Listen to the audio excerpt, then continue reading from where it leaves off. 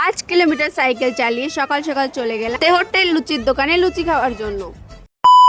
তো hello everyone, আমি বিপাশা। সকালবেলা সুন্দর ঘুমিয়েছিলাম আমি, তারপরে এই বান্ধবী আমাকে কল করে জাগিয়ে দিল, বলল চল তেহট্ট থেকে লুচি খেয়ে আসি। আমি ভাবলাম জাগিয়ে যখন দিয়েছে বাড়িতে থেকে আর কি করব, ঘুমাতেও পারবো না, আর ঘুম আসবে না, তাই ভাবলাম যে চলেই আসি ওর সঙ্গে লুচি খাবার জন্য। আমারও কিন্তু বেশ লাগে।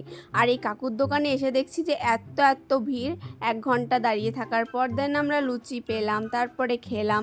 অত ভিড়ের মধ্যে খাওয়ার ভিডিও করতে লজ্জা উঠতেছিল, এর জন্য করি না। হি।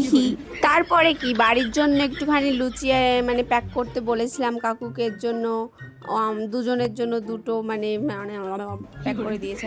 এটাই আমার সমস্যা, যখন একটু ভালো করে কথা বলতে চাই তখনই শুধু কথা জড়িয়ে যায়, মুখে কথা জড়িয়ে যায়। তারপরে আমার বান্ধবীরে করছিলাম যে আমার মা চা পাতা আনতে বলিছে, ও বললো যে যা তুই চা পাতা কিনে নিয়ে। আমি দাঁড়ায় রয়েছি, চা পাতা কিনতে এসে দিই ও মা দোকানে তো লোকই নাই। তারপরে একটুখানি দাঁড়ায় থাকার পরে না দোকানদার চলে আইছিল, তারপর আমার যেটা কিনার কিনে নিয়ে চলে আইছি।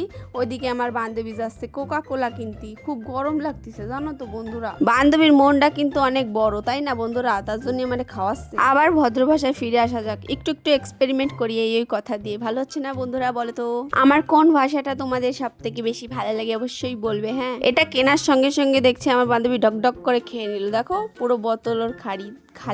তারপরে ও চলে এসেছিল আরো অনেক কিছু কেনার জন্য, টক দই ফই, আর আমাকে রোদের মধ্যে দাঁড় করিয়ে রেখেছে যাতে আমার আরো বেশি ট্যান পড়ে যায়।